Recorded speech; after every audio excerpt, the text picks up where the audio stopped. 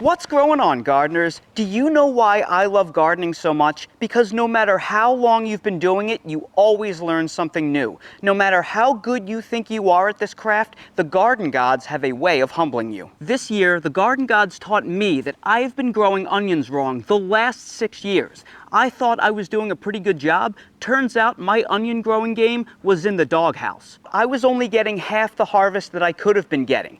Even worse, this experiment taught me that I have been spreading information about growing onions that isn't entirely accurate. After this video, I want to take all of our onion growing games to the next level. Today, I am setting the record straight in hopes of boosting your onion harvest. I will never grow onions the old way again after learning this. There is a better way, and on today's video, I am going to share it with you. And to the guy that asked for ridiculous transitions in my next video, you know who you are. If you're new to the channel, please subscribe, hit the bell for notifications, and check out my Amazon store and Spreadshop links in the video description for everything I use in my garden and awesome custom apparel and gear. This video is going to discuss two types of onions. The first is the bulbing onion, which are the standard onions that everyone is used to buying in mesh bags at the grocery store. The second type of onion is the bunching onion. These onions do not form significant bulbs at the base. We grow them primarily for the greenery, and they are what we typically see sold as spring onions or green onions at grocery stores.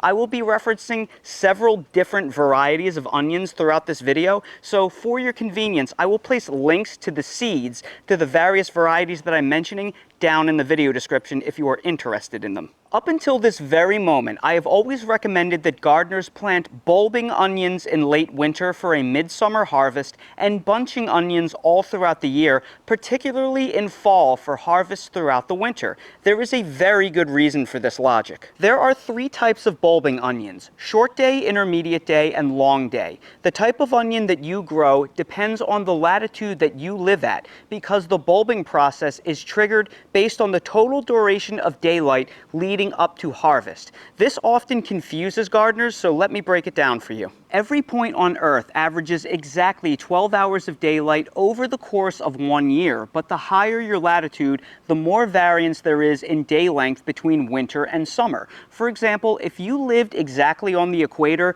your day length does not change. It stays with 12 hours of daylight every single day. But if you live on the North or the South Pole, well, then in the wintertime you will have 0 hours of daylight, total darkness, and in summer you will have 24 hours of daytime, total light. But the average will still work out to be 12 hours of daylight over the course of the entire year. If you live in Florida, your winter sunsets are much later than if you lived in Maine, where it gets dark by 4 p.m. But in the summer, the opposite is true. The longest day of the year in Miami, Florida is only 13 hours and 45 minutes long of daylight. But in Portland, Maine, the longest day of the year is 15 hours and 27 minutes at the summer solstice, which is 102 minutes longer. So because most of us are growing bulbing onions for a summer harvest, for this reason, the higher your latitude, the longer day of onion you must grow for proper bulbing. This is a map of the United States showing the recommended onion type you should grow based on where you live. Short day onions are triggered into bulbing when day length reaches 10 to 12 hours. Intermediate day onions are triggered when day length reaches 12 to 14 hours, and long day onions are triggered when day length reaches 14 to 16 hours. So, given this information, if you tried to grow a long day onion variety in Florida, the day length never becomes long enough to trigger adequate bulbing, so you will get teeny tiny puny onions. Similarly, if you tried growing short day onions in Maine, because you plant your onion plants much later in the year there, the onions would try to bulb well before their roots and greenery develop properly. So again, your onions would be very puny because they try to bulb way too quickly on you when those day lengths get to be 10 to 12 hours. You must pair the proper onion varieties to your latitude so bulbing is triggered at the right time of the year to get big, juicy onions. Bunching onions are a completely different story. They don't bulb at the base, so they are essentially just onion roots with green tops that we harvest for the greenery as spring onions or green onions. So for that reason,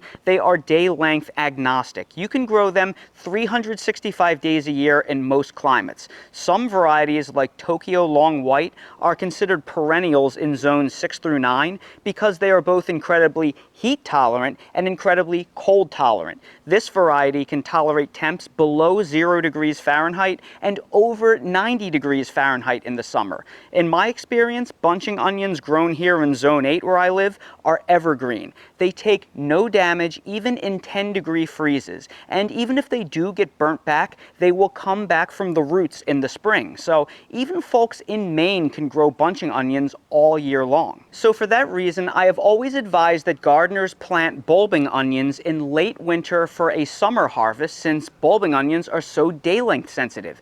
Then the rest of the year, you grow bunching onions for the green onion tops, since they aren't sensitive to day length and they are much more cold hardy than their bulbing onion counterparts, so they can take the winter cold where your bulbing onions can't. Unfortunately, this method only limits us to one bulbing onion harvest a year, but that's because they're so finicky with day length, so what are you going to do? It is what it is. Well, last winter, I decided to challenge that narrative. I did something I have never done before. I didn't grow any bunching onions at all. I started a crop of bulbing onions from seed last summer indoors and then transplanted them out into my garden last fall. I wanted to test two things. Number one, I wanted to test the cold hardiness of bulbing onions. I know that bulbing onions are frost and freeze tolerant because I've always transplanted my onion seedlings out into my garden a month before my last frost date, so they always encounter some freezes and some frosts every single year. However, I've always been told they aren't nearly as cold hardy as bunching onions, so I've never really had the guts to plant them out in January when we routinely dip into the teens each year here in Zone 8. I figured that level of cold would be too much and kill them. And number two, I wanted to see if a fall planting of bulbing onions would produce any bulb development. I mean, I had nothing to lose because I grew the bulbing onions as a stand-in for bunching onions, so worst case, they wouldn't bulb on me, but I could still harvest the greenery intermittently over the winter, just like a green onion, which I do with the bunching onions anyway. So if bulbing fails, no big deal, because bunching onions don't bulb anyway.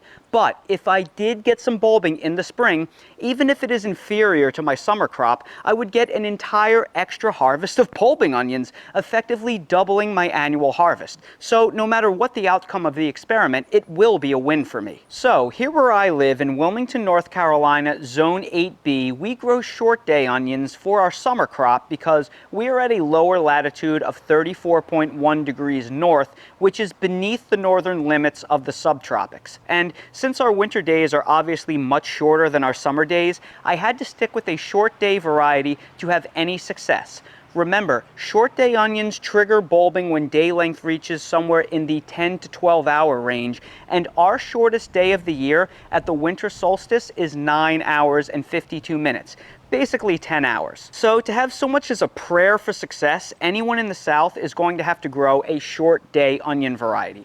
For those of you up north at a higher latitude that want to try this, you probably want to grow one variety below what you normally grow, since your onions will be sitting in the ground months longer than usual. So if you normally grow long day onions, maybe try growing an intermediate day. If you normally grow intermediate day, try growing a short day. Now look, I could be wrong because I've never tried this where you live. So since there may be some climactic variance, your very first year, you may want to try growing multiple types of onions to see which one pans out the best. The short day variety of onion that I chose to grow for this experiment is Yellow Granex, which is a variety of onion the South is known for growing the world over. This is the sweet yellow onion you often see marketed as Vidalia onions when they are grown in certain defined regions of Georgia.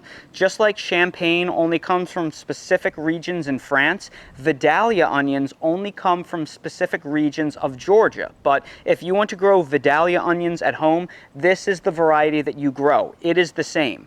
This is a superstar down here in the South, and I have been growing it every year for the last 5 or 6 years. And just for kicks, against my better judgment, I also tried planting a small handful of red amposta plants in my garden over the winter as well. Now this is an intermediate day variety, and I didn't think this would work because our winter days are way too short for these to actually show adequate bulbing. They work out pretty well here in the summer because eventually our days do get to be about 14 hours long and a little bit longer, but I didn't expect too much of these over the winter. But we are going to see if I'm right or wrong. And what you see right here is my test bed of yellow granax and red amposta onions that I planted last fall and overwintered. Now I have always been told that bulbing onions like these would take damage at around 20 degrees Fahrenheit, and let me tell you, last winter put all of these onions to the test. This was the worst winter that I have ever experienced in the 8 years that I have lived here. We had 5 nights in the teens. Normally we only get 1 or 2 each year, sometimes none. Plus we had a historic ice and snowstorm and 45 total nights below freezing, more than I have ever recorded in my 8 years living here. But I did not protect these onions at all, not even once. They took the full force of the cold, unprotected, sitting buried under ice and snow for almost a week. As a reference, this winter was so bad it burnt back my rosemary bush almost all the way to the ground, and it killed my 2-year-old olive tree that is supposed to be hardy to 5 degrees Fahrenheit. While the onions did take some tip burn and some of the greens browned or died back a little bit, once temperatures warmed up a bit in February, any damage quickly grew back and I had all new greenery. So moral of the story, if you protect your onions with agricultural fabric like I did my lettuce that was growing in this bed right here, those bulbing onions can easily be grown down to zone 7, maybe even zone 6. So most of you watching this video right now can conceivably grow bulbing onions all winter long underneath one of these little PVC hoop houses, or totally out in the open, unprotected if you live in zone 8 or warmer. I'll drop a link both above and down in the video description that will show you how to build one of these PVC hoop houses. The question is it worth going through the trouble of planting bulbing onions off season? In this raised garden bed right here is the result of my overwintering onion experiment. And on the left here, those yellow onions are all the yellow granax short day variety. And on the right here, the red onions are the red amposta intermediate day variety. And these have been in this bed for about 6 months. Today is April 26th. So remember, your short day onions begin bulbing at 10 to 12 hours of day length, whereas your intermediate day take about 10 to 12 hours of day length to show significant bulbing. Now, we have been over 10 hours of day length since January. So we've been in these conditions where the short day varieties can bulb for close to 4 months. And as you can see, the yellow granax variety, well, they are all bulbing. I mean, is the bulbing spectacular like a summer crop? No.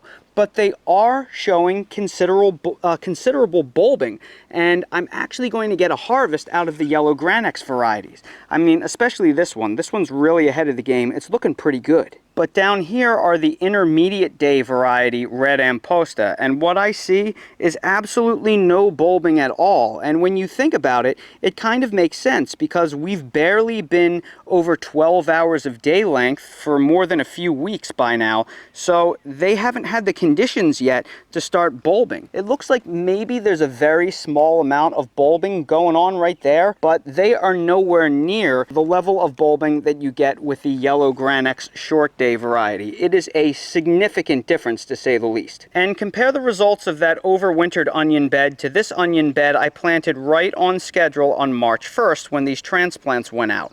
They are actually a little bit behind thanks to a cool start to spring, and actually I lost a bunch of plants from a little bunny that got into my garden, unfortunately, and nibbled them down. So in light of this, I am really happy to have that early onion harvest coming in to make up for the lackluster bed I have growing on right here. But I mean, hey, overall this bed is still doing pretty well, and I think we'll still have a pretty solid summer harvest on schedule. And in this tall metal raised garden bed right here, I have some more yellow granax onions that I planted. And believe it or not, this bed gets shaded out in the winter by this fence right here. The sun doesn't rise high enough in the sky. So these onions grew all throughout the winter in total shade. But despite the total shade, I'm actually still starting to get some bulbing on them. They are definitely a couple of weeks behind my full sun bed, but this one actually is getting a pretty nice bulb to it. It's still a little bit too early to pull, but that's a good looking onion. There's a good looking onion over here. I mean, I think these are going to continue to swell over the next month, and I'll have something good to show for it. So let's go ahead and pull our largest onion to date. Now, to be honest, none of these onion tops have started to die back and flop over yet, so I could probably let these go for another month or so and get even larger bulbing and give them lots of water in order to increase that bulb size. But I'm just going to go ahead and pick the best one anyway for the sake of this video. Just keep in mind, I probably could get another 15 to 20% size increase had I let this go even longer. And this is the very first yellow Granex onion that I harvested. Again, this could have been considerably larger had I let it go another 3 to 5 weeks or so, but overall, I think that's not half bad for a winter onion. So, do I expect the short day varieties of onions that I just showed you growing in that bed to be as large as the onions in my typical summer harvest? No, I don't, but judging by their progress and how much time I have left in the season for them to grow, I do think they will wind up to be about 80% of the size. And considering I wasn't expecting much from them, and I probably could improve upon them this fall and repeat the process and get even better results, well, this really exceeded what I expected. So it turns out that you can grow bulbing onions throughout the winter in most zones and actually get pretty fantastic results, literally doubling your onion harvest each year. In fact, so successful was this experiment that I'm genuinely considering starting yet another planting of onions now